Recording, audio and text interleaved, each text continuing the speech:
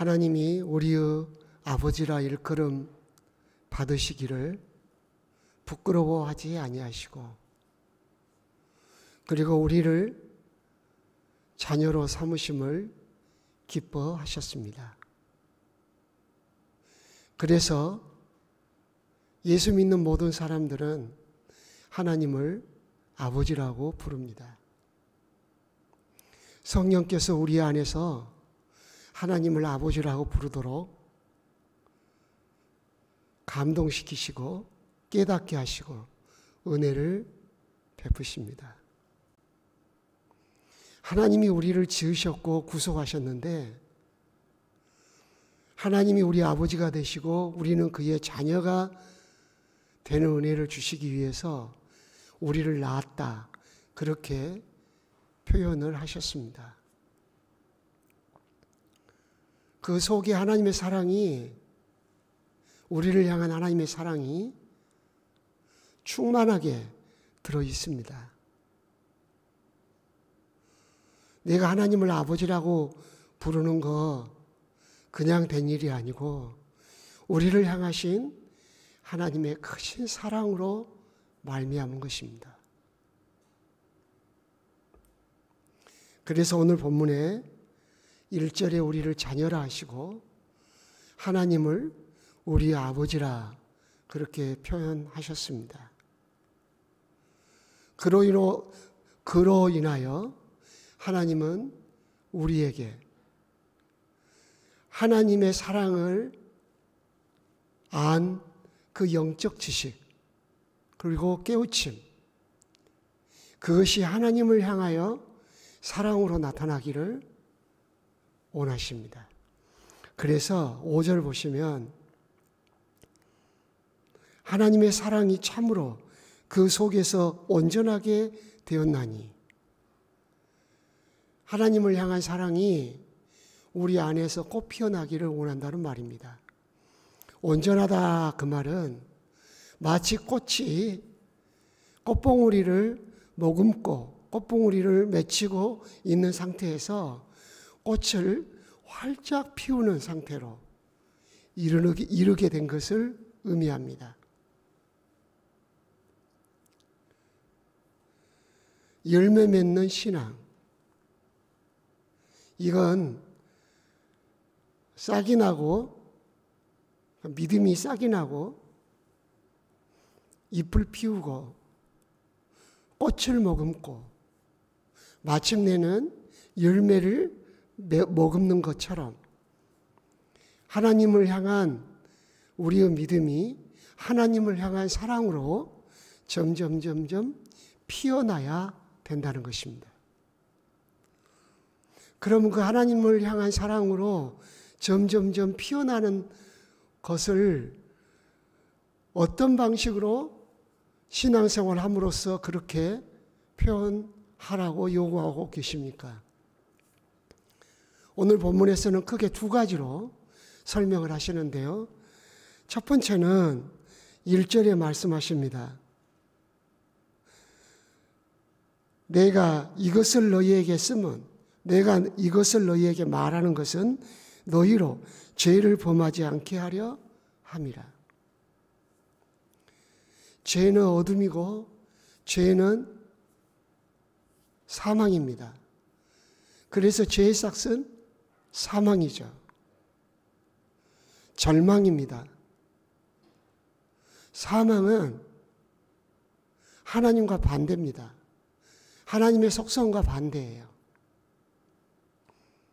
그래서 하나님을 아버지라고 부르는 사람들은 죄를 범하지 않으려고 힘쓴다는 겁니다. 근데 하나님에 대한 사랑이 점점점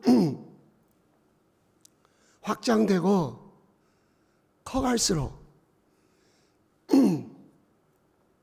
죄에 대한 저항력, 죄를 싫어하고 죄를 미워하는 그런 마음이 더 강해진다는 겁니다. 우리 마음이 믿음으로 말미암아 그 양심이 더 깨끗해지고 더 정결하여져서 죄를 예민하게 대하는 그런 속성이 생기지만 꼭 기억하셔야 됩니다.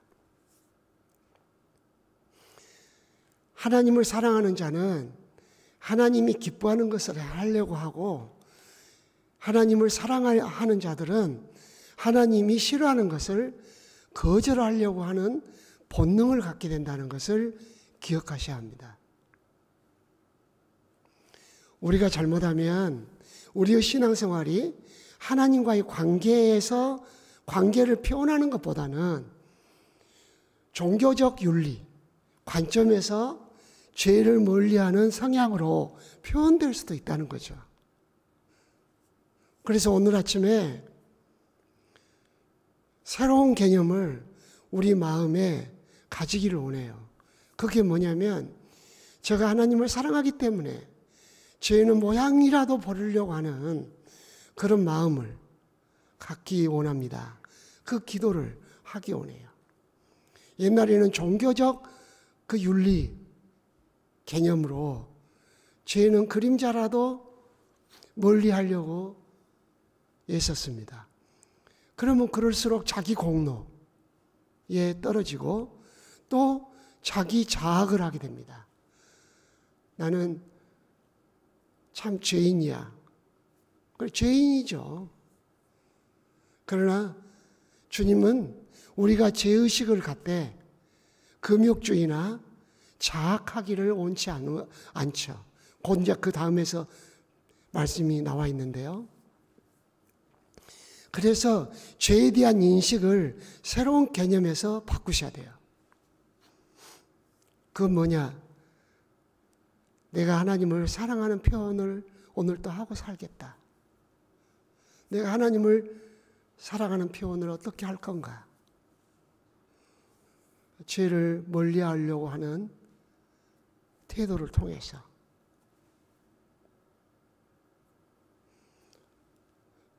유혹이, 미혹이 우리를 손짓할 때 주님 사랑해요.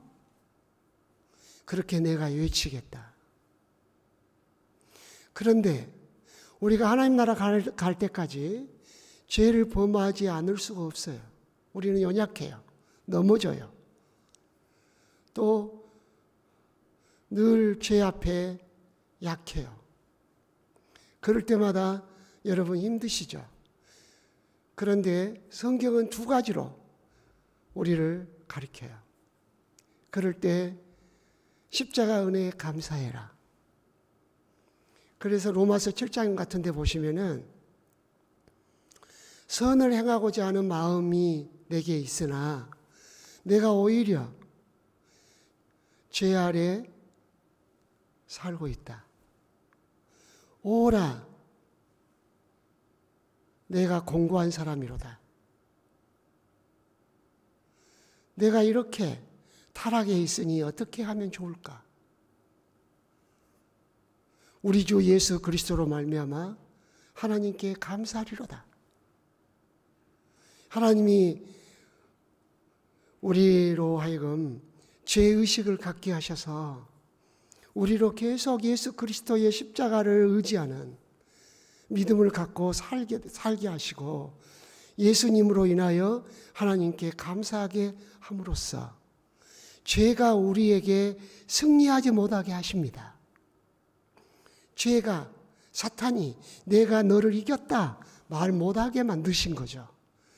왜냐, 우리가 죄 아래에서 연약함을 보일 때마다 나를 자아하는 것이 아니라 예수 그리스도의 십자가의 죽으심을 더 의지하기 때문에 그러는 거죠. 그래서 우리가 예수 그리스도 안에서 늘 승리하게 되는 거예요. 두 번째로는 우리가 죄를 범하고 연약할 때 오늘 본문 1절에서 우리가 죄를 범하여도 아버지 앞에서 우리에게 대언자가 있으니 곧 의로우신 예수 그리스도시라. 아버지 앞에서 예수님이 보혜사가 되시고 대언자가 되셔서 여기 간주를 달아놨잖아요. 5번. 그래갖고 밑에 보면 보혜사. 대언자는 아버지 앞에서 저의 죄를 체크하지 마십시오. 제가 연약할 때, 제가 죄인 되었을 때 내가 저를 위하여 십자가에 피 흘려 저의 죄를 다 속량하였나이다. 아버지께서도 그것을 잘 아시나이다. 아버지께서 나를 보내사 나로 저들의 죄를 속량하게 하셨나이다. 이렇게 예수님이 우리를 위하여 대언하신다는 거죠. 그리고 우리를 도와주시는 보혜사가 되신다는 거죠. 내가 연약한 너를 위해서 십자가에 죽었노라. 예수님이 지금도 우리에게 은혜를 베푸심으로 베푸시는 그 은혜를 누리도록 하시는 방식 중에 하나가 죄를 범하지 않으려고 하는 마음을 갖게 하셔서 내가 죄인이구나 하는 그 의식을 강하게 갖게 함으로 더욱더 예수님의 보혈을 의지하게 만드시고 그리고 나를 위하여 대언하시고 나의 보혜사가 되시는 예수님을 더 감사하는, 예수님으로 인하여 하나님께 더 감사하는 그 은혜를 넘치게 하신다 그 말이에요. 죄의식이 없다면 점점점 십자가의 은혜도 식어가고 나를 위하여 대언해 주시는 그 예수님의 은혜도 알지 못할 거예요. 우리가 하나님을 사랑한다면 그 사랑의 표현으로서 죄는 모양이라도 부리려고 하는 그런 태도로 살아가야 합니다. 그때 우리는 죄인 중에 괴수라는 것을 알게 되겠죠. 그럴수록 우리는 더 겸손하게 되겠죠. 다른 사람의 그 허물을 덮어주는 능력을 갖게 됩니다. 동시에 우리를 사랑한 예수님의 사랑을 더 많이 깨우쳐 알게 됩니다. 우리를 위하여 대언하시고 보혜사가 되시는 예수님께 감사하게 된 것입니다. 또 하나가 본문에 기록되어 있어요. 그것은 하나님에 대한 사랑을, 계명을 지킴으로써 표현해야 한다는 겁니다. 하나님에 대한 사랑을, 하나님의 미워하시는 죄를, 하나님과 반대되는 하나님의 말씀을 벗어난 삶, 죄를 멀리하고 또 하나는 하나님의 말씀을 순복하려고 한다는 것입니다. 우리는 그동안에 은혜와 율법이라고 하는 예리한 대립 속에서 우리가 은혜로 구원받았지, 그것을 강조한 나머지 말씀을 행하려고 하는 것은 율법주의라고 하는 잘못된 의식에 빠져 있는 경우가 많았어요. 이미 우리는 구원받은 자들이에요. 성경 어디에서 예수 안 믿는 사람들에게 율법을 행하라, 그러면 구원받으리라, 그런 성경 구절이 어디 있습니까? 모두가 다 예수를 믿어야 구원받는다고 선포되는 거 아닙니까? 우리들에게, 예수 믿는 우리들에게 이제 하나님 나라 백성으로 살아라. 하나님 나라 백성으로 어떻게 삽니까? 그 말씀이 법이 되고 그 말씀이 삶의 원리가 되어 살아가는 것이 하나님 나라 백성으로 사는 거 아닙니까? 그거 구원받으려고 그렇게 합니까? 구원받았기 때문에 그렇게 하는 거죠. 하나님 백성 되려고 그렇게 하는 겁니까? 하나님 백성 되었기 때문에 그렇게 하는 거죠. 하나님 사랑한다면 내 계명을 지키라고 하셨어요. 오늘 아침에 기도 제목, 우리 목사님 네께서 오늘 비행기를 타고 멀리 터키, 튀르키예로 1차 가시는 것 같습니다. 저도 비행기 타는 거 무척 싫어해요. 특별히 멀리 가는 거. 지금도 생각하면 미안하고 죄송해요. 아프리카의 최남단 남아공에서 선교사님들이 목사님 오셔서 선교사님들 모임에 세미나를 좀 해주세요. 멀다고 안 갔어요. 칠레 선교사님들이 우리 모임에 오셔서 내가 남미까지 어떻게 비행기를 타고 가냐. 거절해놓고도 마음이 아팠어요. 예수님은 저 천국에서 낮고 천한 이 세상까지 오셨는데 아이고 그 비행기 타고 터키까지 가시려면 기도해 주시고 은혜 받고 건강하고 이렇게 돌아오시도록. 두 번째 기도 제목, 이제 다음 주 다음에 하나님 말씀 배우겠습니다마는 믿음의 완성은 사랑이에요. 오늘 하루 내 믿음을 하나님 사랑으로 표현하며 살겠습니다. 하나님을 사랑하기 때문에 하나님이 미워하시는 죄를 멀리하겠습니다.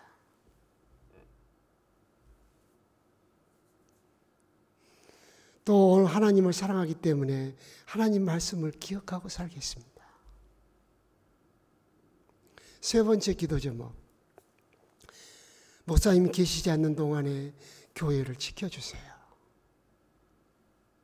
성도들 가정에 평안을 주세요. 아무 일 없게 해주세요. 그렇게 기도하시고 오늘 삶의 여러분의 영역에 하나님의 돕는 손길이 함께 하시도록 은혜를 구하는 시간 되시기 원합니다. 기도하겠습니다. 하나님 아버지, 오늘 아침에 하나님에 대한 사랑을 죄를 멀리하고 그리고 하나님의 말씀을 우리의 삶에 적용하는 것으로 표현하라는 말씀을 듣게 하시니 감사합니다. 우리를 사랑하시고 우리에게도 하나님을 사랑하되 온전히 사랑할 것을 요구하신 하나님 감사합니다. 하나님과 우리의 관계가 사랑의 관계가 됐으니 감사합니다. 오늘도 하나님의 사랑을 신뢰하며 하나님 안에서 살게 하시고 또한 하나님을 사랑하는 표현을 하면서 살게 하셔서 우리의 삶이 복되게 하옵소서, 의미 있게 하옵소서, 가치 있게 하옵소서. 멀리 쉼의 기간을 각 교회에 떠나시는 목사님들에게 은혜 주시고 또 가정을 지키시고 서북교회 성도들의 모든 삶의 영역에 성령님 함께 하셔서 평안을 주옵소서. 감사합니다. 오늘 아침 기도할 때 성령이여 우리 마음을 뜨겁게 하시고 하나님을 더 가까이 느끼게 하옵소서. 예수 그리스도의 이름으로 기도드리옵나이다. 아멘.